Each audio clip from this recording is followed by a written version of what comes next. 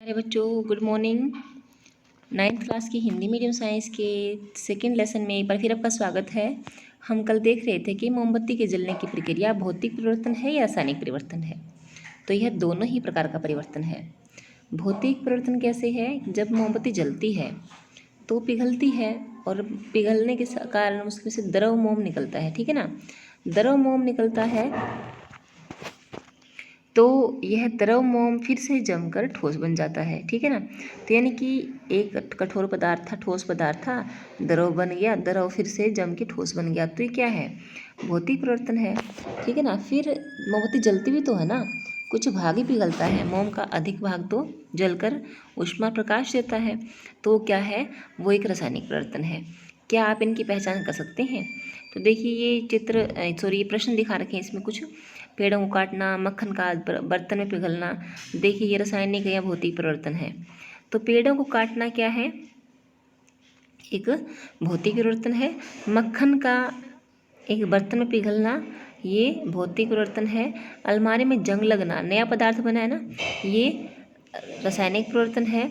जल का उबलकर भाप बनना, ये तो भौतिक परिवर्तन है। भौतिक विद्युत तरंग का जल में प्रवाहित होना और उसका हाइड्रोजन और ऑक्सीजन गैसों में विघटित होना, ये रासायनिक परिवर्तन है।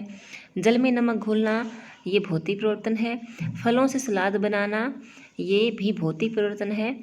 और लकड़ी और कागज़ का जलना, ये क्या है? रासायनिक परिवर्तन है, ठीक है ना। और मोमबत्ती का जलना हमने क्या देखा? भौतिक भी है क्योंकि वह पिघल रहा है सिर्फ, और रासायनिक भी है क्योंकि उसमें जल भी रहा है, ठीक है। आगे है शुद्ध पदार्थों के क्या प्रकार होते हैं। पदार्थों को उनके रासायनिक संगठनों के आधार पर तत्वों या यौगिकों में वर्गीकृत किया जा सकता है, ठीक है ना। यानी कि शुद्ध पदार्थ दो प्रकार के होते हैं, तत्व या फिर यौगिक। आगे देखिए, तत्व। रॉबर्ट बॉयल पहले वैज्ञानिक थे जिन्होंने सन 1661 में सर्वप्रथम तत्व शब्द का प्रयोग किया, ठीक है ना। तो यहाँ प्रश्न बनता है कि सबसे पहले तत्व शब्द का प्रयोग किसने किया? तो रॉबर्ट बॉयल ने 1661 में। फ्रांस के रसायनज्ञ एंटनी लॉरेंट लैवोजियर ने सबसे पहले तत्व की परिभाषा को प्रयोग द्वारा प्रतिपादित किया। उनके अनुसार तत्व पदार्थ का वह मूल रूप है जिसे रासायनिक प्रतिक्रिया द्वारा अन्य सरल पदार्थों में विभाजित नहीं किया जा सकता। तत्वों को साधारणतया धातु, अधातु और उपधातु में वर्गीकृत किया जा सकता है। धातुएं प्राय दिए हुए निम्न गुणधर्मों में से सभी को या कुछ को प्रदर्शित करती हैं, ठीक है ना। तो धातुओं के गुणधर्म दे रखे हैं, ये आपको 8वीं क्लास में भी बताए गए थे। धातुएं चमकीली होती हैं, चांदी जैसे सफ़ेद या फिर सोने की तरह पीले रंग की होती हैं। ये ताप या विद्युत की सुचालक होती हैं। ये तन्य होती हैं और इनको तार के रूप में खींचा जा सकता है। ये आघातवर्ध्य होती हैं। इन्हें पीटकर चादरों में ढाला जा सकता है। ये प्रतिध्वनिपूर्ण होती हैं, यानी कि ये पीटने पर ध्वनि पैदा करती हैं। सोना, चांदी, तांबा, लोहा, सोडियम, पोटेशियम आदि धातु के उदाहरण हैं। पारा धातु होते हुए भी कमरे के तापमान पर द्रव है। वैसे अधिकांश क्या है? ठोस है, लेकिन एक दो उदाहरण है इसमें कि कमरे के तापमान पर क्या है? ये पारा द्रव है। ये वही पारा है जो थर्मामीटर में भरा होता है। अधातुएं दिए गए निम्न गुणों में से प्राय कुछ या फिर सभी को प्रदर्शित करती हैं। ये विभिन्न रंगों की होती हैं। ये ताप और विद्युत की कुचालक होती हैं। ये चमकीली, प्रतिध्वनिपूर्ण, आघातवर्ध्य नहीं होती, ठीक है। Hydrogen, oxygen, iodine, carbon, bromine, chlorine इत्यादि अधातुओं के उदाहरण हैं। कुछ तत्व धातु और अधातु दोनों के बीच के गुणों को दिखाते हैं। इन्हें हम उपधातु मेटलोइड्स कहा जाता है, जैसे बोरोन, सिलिकॉन, जर्मेनियम इत्यादि। मोबाइल फ़ोन्स में चिप होती हैं, रेडियो में चिप होती हैं, टेलीविज़न आदि में ये जो इलेक्ट्रॉनिक चीज़ें होती हैं में चिप बनती है ना, वो इन्हीं की बनती हैं, ठीक है ना, बोरोन की। वैसे खासकर सिलिकॉन की बनाई जाती हैं, ठीक है। मैंगलोर जो भारत का शहर है ना, उसको सिलिकॉन वैली भी कहा जाता है, याद रखें, जीके में काम आएगा।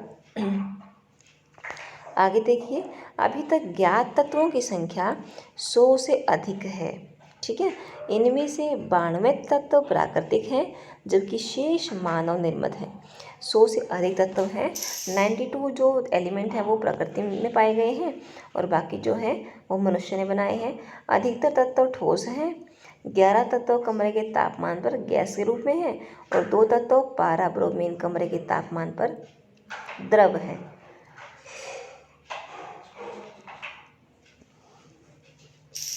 गैलियम और सीजियम तत्व कमरे के तापमान पर 303 केल्विन से कुछ अधिक तापमान पर द्रव अवस्था ले लेते हैं।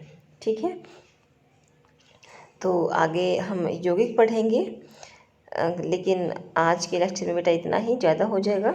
तो आज हमने क्या देखा, तत्व देखे, शुद्ध पदार्थों के प्रकार क्या होते हैं, तत्व और यौगिक होते हैं। तत्व रॉबर्ट बॉयल ने पहले इस्तेमाल किया शब्द को 1661 में।